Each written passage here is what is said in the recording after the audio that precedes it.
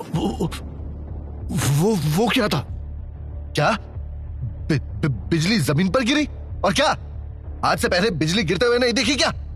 नहीं, वहां सिर्फ बिजली नहीं गिरी थी, बिजली के साथ कुछ और भी था। एक बड़ी सी काली परछाई, जैसे कोई बिजली के साथ धरती पर उतरा हो। एक पल के लिए सबके चेहरे पर डर के भाव उभर आए। रंगा ने उस सुनसान सड़क की ओर देखा जहां कोई भी नहीं था। उसने अपना माथा झटका। क्या फालतू बकवास कर रहे हो? वहां कोई नहीं है। इस हरामजादे को मारने में वक्त बर्बाद मत करो। रंगा ने अपनी गन फिर से रीलोड की और राज पर तान दी।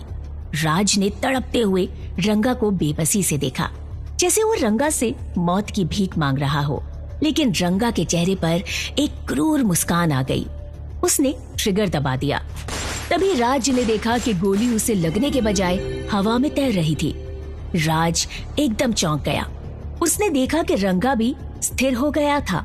राज ने बाकी आदमियों को देखा तो वो भी मानो फ्रीज हो गए थे, जैसे उनके लिए समय रुक गया हो। ये क्या हो रहा है यहाँ? तभी हवा तेज चलने लगी।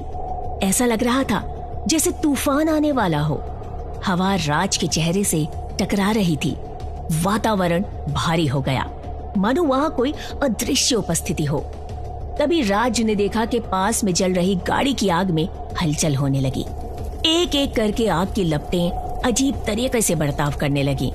हवा के तेज होने के बावजूद आग बुझने की बजाय और भड़क उठी। अचानक वो आग नीली हो गई और हवा में तैरने लगी। आग और बड़ी होती गई।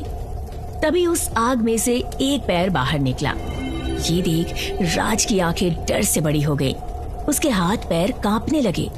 देखते ही देखते उस आग से एक आदमी निकला। उसने काले रंग का 3 पीस सूट पहना हुआ था, लेकिन आग उसके कपड़ों को छू तक नहीं पा रही थी। उसके सूट से धुआं निकल रहा था। कौन हो तुम? ये सुनकर उस आदमी के चेहरे पर एक मुस्कान आ गई। वो धीरे धीरे राज के पास आने लगा। आग फिर से छोटी होकर उसकी उंगली पर आ गई और वहां नाचने लगी। वो राज के बेहद करीब आ गया और उसके चेहरे के पास झुककर खड़ा हो गया। राज ने उस आदमी की आंखों में देखा। उसकी आंखें पूरी तरह नीले आकाश की तरह चमक रही थी, जैसे उनमें खुद आकाश समाया हुआ हो। मैं वही हूँ जिसके बारे में तुम अपनी बेटी को मानने से इनकार कर रहे थे। उस काले सूट वाले आदमी ने टूटी हुई कार की ओर देखा, जहां अदिति बेहोश पड़ी थी। ये सुनते ही राज पूरी तरह शॉक हो गया। तुम एक जिन हो? हाँ, तुम इंसान मुझे इसी नाम से बुलाते हो, लेकिन मेरा एक नाम भी है। राज ने तड़पते हुए अपनी बेटी की ओर देखा, जो कार में बेहोश थी और उसकी गर्दन से खून बह रहा था। मैं तुम्हारी बेटी को बचा सकता हूँ और तुम्हें भी। ये सुनकर राज की आंखों में एक चमक आ गई। उसने जिन की तरफ देखा और उसका हाथ अपने हाथ में ले लिया। प्लीज मेरी बेटी को बचा लो। तुम मुझे नहीं बचाओगे तो चलेगा, लेकिन मेरी बेटी को मरने से बचा लो प्लीज। जिन ने अपना हाथ छुड़ाते हुए कहा, मैं जरूर तुम्हारी मदद करूंगा, लेकिन तुम्हें मुझे कुछ देना होगा। ये सुनकर राज ने जिन की तरफ देखा। जिन मुस्कुराया। तुम्हें क्या लगा कि मैं तुम्हें और तुम्हारी बेटी को मुफ्त में बचाऊंगा? अपना नौकर समझा है क्या? और ना ही मैं इंसान हूं जो मुझ में इंसानियत होगी। राज उसे कुछ पल तक देखता रहा। ठीक है, मैं तुम्हें सब कुछ देने को तैयार हूं। तुम्हें मेरी जान चाहिए वो भी ले लो, लेकिन मेरी बेटी को बचा लो प्लीज। इतनी सस्ती चीज का शौक नहीं रखता मैं। मुझे तुमसे सिर्फ 2 विश चाहिए। विश? कैसी विश? वही विश जो कहानियों में होती है। अगर तुम मुझे अपनी 2 विश दोगे तो मैं तुम्हारी तीसरे विश में तुम्हें और तुम्हारी बेटी को बचा लूंगा। ये सुनते ही राज की आंखों में चमक और लालच साफ दिखाई देने लगा। अगर मैं तुम्हारा मालिक हूँ तो मेरी सबसे पहली इच्छा है कि तुम मुझे और मेरी बेटी को रंगा से बचाओ। ये हुक्म है मेरा। राज इंतजार करने लगा कि अभी जिन उसके हुक्म को मानेगा, लेकिन जिन हंसने लगा। वो हंसते हंसते जमीन पर सो गया।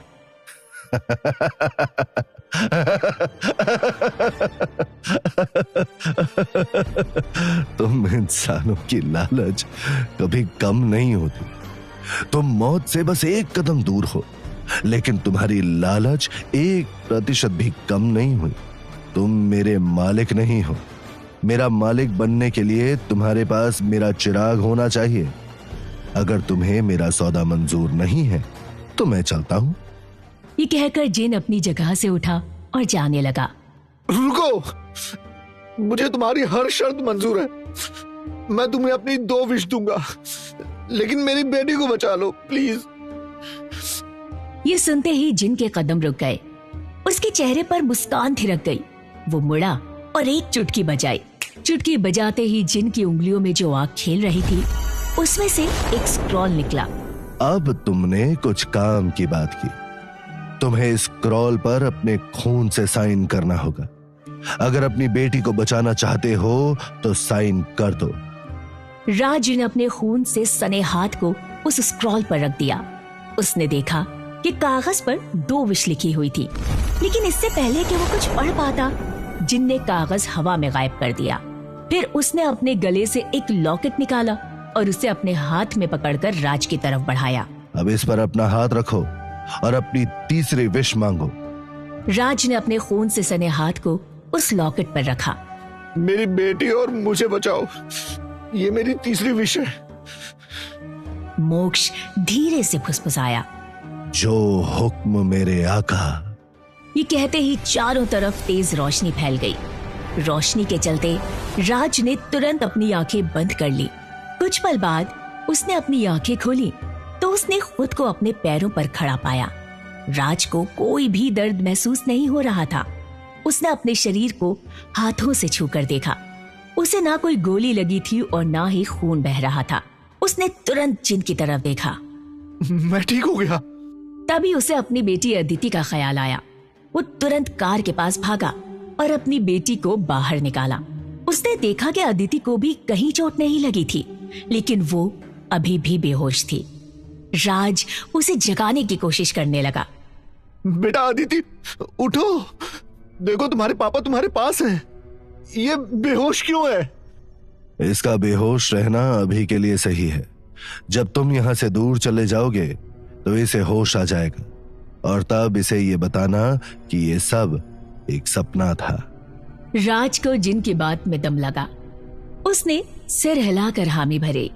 जिन ने रंगा और उसके आदमियों की तरफ देखा। उसने अपना हाथ आगे बढ़ाया तो रंगा के आदमियों में से एक की जेब से कार की चाबी बाहर निकलकर उसके हाथ में आ गई। ये लो, इनकी कार ले जाओ और जल्दी करो, मेरे डिनर का वक्त हो गया है। राज ने जिन के हाथ से चाबी ली और रंगा की तरफ देखा। तुम जाओ, मैं इन्हें संभाल लूंगा। राज ने तुरंत अपनी बेटी को उठाया और कार में बैठकर वहां से निकल गया। जिन उसकी कार को जाते हुए देखता रहा। जैसे ही कार नजरों से ओझल हुई, उसने रंगा की तरफ देखा और एक चुटकी बजाई। चुटकी बजते ही रंगा और उसके आदमियों को होश आ गया। रंगा ने अपनी आंखों के सामने एक अजनबी को खड़ा देखा। उसने तुरंत चारों तरफ नजर दौड़ाई, लेकिन राज और उसकी बेटी वहां नहीं थे। कौन हो तुम? वो हरामजादा कहाँ है? जिन ने कोई जवाब नहीं दिया और जाने के लिए मुड़ गया। रंगा के आदमियों में से एक ने राज की टूटी कार के अंदर झांका। बॉस, उसकी बेटी भी यहाँ नहीं है। रंगा ये सुनकर गुस्से से पागल हो गया।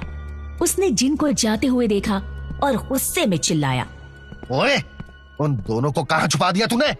जिन ने रंगा की आवाज को अनसुना किया और चलता रहा। ये देखकर रंगा और भड़क गया। उसने अपनी गन निकालकर जिन पर तान दी। उसके आदमियों ने भी ऐसा ही किया। साले, बता दे वरना गोली मार दूंगा। ये सुनते ही जिन के कदम रुक गए। उसने मुड़कर रंगा और उसके आदमियों की तरफ देखा।